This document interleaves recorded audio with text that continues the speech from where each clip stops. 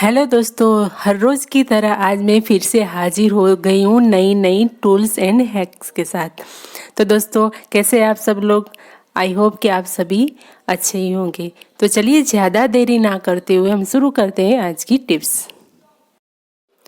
तो आज की जनरेशन में ऐसा कोई भी व्यक्ति नहीं होगा कि जिसे आँखों का चश्मा नहीं होगा। तो कम दिखाई देता है, किसी किसी को ज़्यादा कम दिखाई देता है, चश्मे के नंबर ज़्यादा होते हैं। तो सुई में धागा पिरो नहीं सकते अच्छे से मतलब कि पिरो ही नहीं सकते, बहुत देर लगती है। तो इसके लिए मैं आज आपके लिए एक ज़बरदस्त टूल लेके आई हूँ। तो हमें क्या करना है, झाड़ू की आगे की जो पतली वाली जो सली होती है ना, उसे हमें तोड़ लेना है 4 इंच जितना। ये जो सली होती है ना, बहुत ही नाजुक सी होती है, पतली सी होती है। तो हम इसे जैसे मोड़े मुड़ जाती है। तो 4 इंच जितना हमें टुकड़ा लेना है। अगर उसके ऊपर थोड़े थोड़े रूछे जो निकल रहे हैं तो उसे आप काट लीजिए कैंची से। उसके बाद हमें क्या करना है, इस तरह से उसे मोड़ लेना है सली को। देखिए वो अच्छे से आसानी से मुड़ जाती है। और फिर यहाँ पर मैंने बेकार सी सेफ्टी पिन ली है। तो सेफ्टी पिन को हमें इसके साथ इस तरह से हमें जोड़ देना है। तो यहाँ पर मैंने बच्चों वाली सेलो टेप ली है जो कलरफुल होती है, तो अच्छा लगता है टूल हमारा। झाड़ू की सली को और सेफ्टी पिन को दोनों को हमें एक साथ में पीछे वाले हिस्से में इस तरह से रखकर हमें सेलो टेप से चिपका देना है। बस ये टूल बनाने में हमें थोड़ी सी देरी लगती है। उसके बाद हमें कभी भी ज़रूरत नहीं पड़ेगी, ये बार बार हमें ज़रूरत नहीं पड़ेगी बनाने की। एक बार बना लिया बस, आपको ये ज़िंदगी भर चलेगा। तो देखिए, तो ये हमारा बन करके रेडी हो गया है टूल। देखिए, बस थोड़ी देर हमें बनाने में लगती है, बाकी कुछ ज़्यादा देर हमें लगती नहीं है। फिर आगे की जो नोक थी ना, वहाँ पर हमें झाड़ू की सली का थोड़े से हमें दबा लेना है ताकि ये सुई के अंदर जा सके।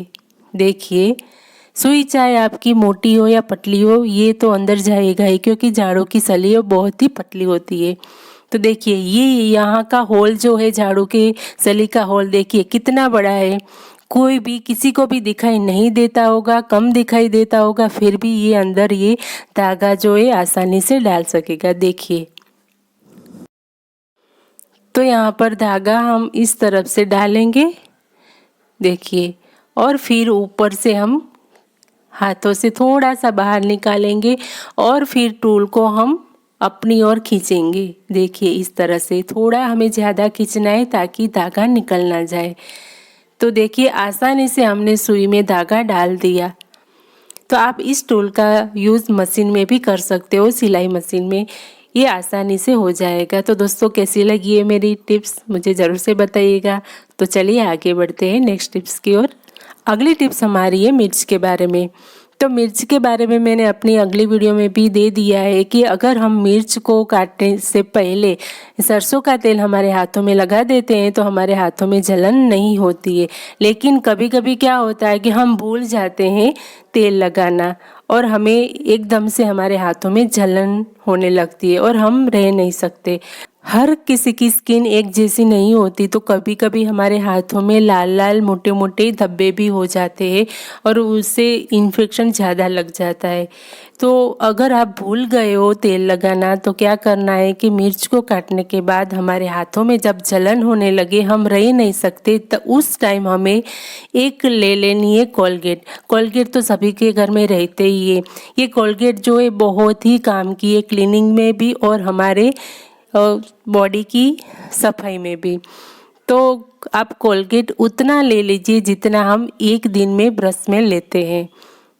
तो देखिए, थोड़ा सा कोलगेट अपने हाथों में लेना है।